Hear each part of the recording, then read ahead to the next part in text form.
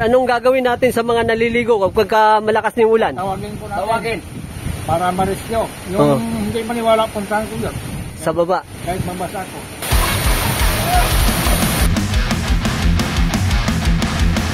Andito tayo ngayon sa Emilga, Zamboanga, Sibugay mga kayami para puntahan natin ang kanilang waterfalls dito. Tara!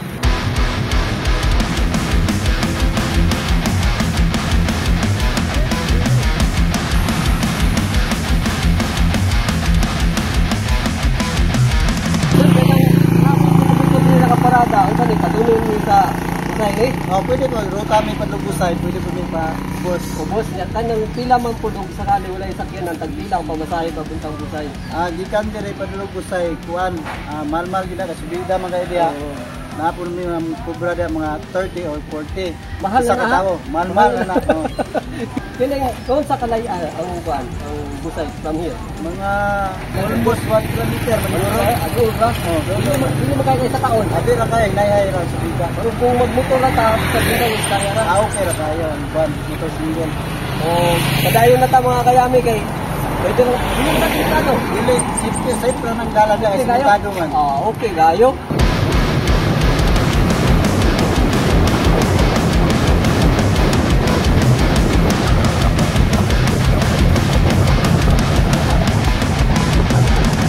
I think for almost 5 to 10 minutes ng travel natin from cruising, ito na, tanaw na natin yung waterfalls.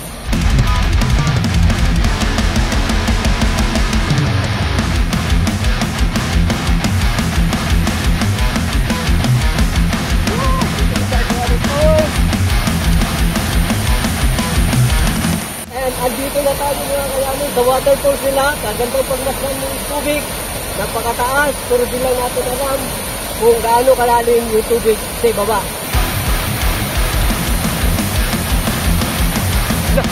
Grabe ang taas niya.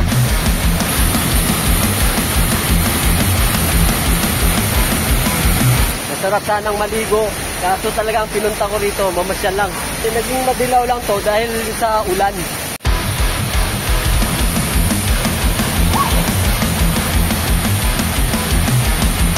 Aside sa malaking waterfalls dito, meron din maliit dito na waterfalls. So kung takot kayo doon, maligo, pwede naman dito. Mababaw lang, maliit lang.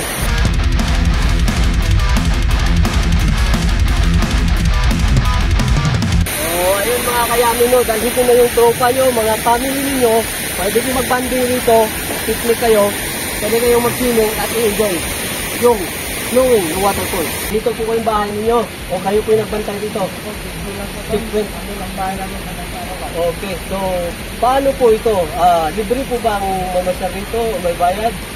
Bawat mo pamapanda, alin mo Ano ba yan?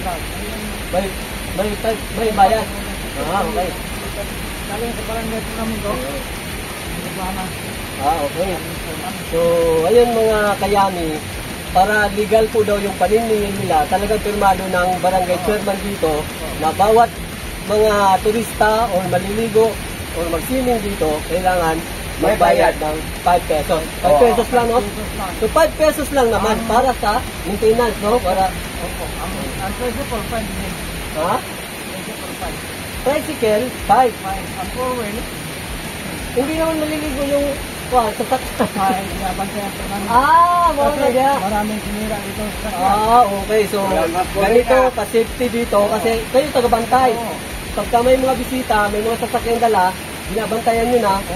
Tapos pati itong mga namiligo ito. Pag mulan yan, tatawagin namin dahil Yun lang. O, tama naman po. So, napaka-safe kasi sila talaga yung taga-bantay dito sa area na to. Sila mas nakakaalam sa takbo ng panahon. So, lagi resolution mga kayami no nga kanidiri na butangan o checkpoint para may taga-bantay kay minsan may mga dito sa parking area may mga sinisirang mga sasakyan. Then, binabantayan na rin kung sino yung mga naliligo baka malunod. Oo. Inumin. Ang buti rin yan, makasugat eh. Siyempre. Nilinisan po namin yan, may basurahan nga dyan. Oo nga. So, tama naman po yung ginagawa nila kasi pagka nagbasag ng bote dyan at ikay magpapalang, papasugat ang paano mo. Sugat. Pwede naman po magdala ng alak. pwede. Wag nang basahin. Nakakatuwa naman po mga kayami yung barangay chairman dito. Kudos sa'yo, barangay chairman, no? Ng barangay, Baluran? Laurel Baluran na binigyan ito ng protection, security. So, yun, safety tayo.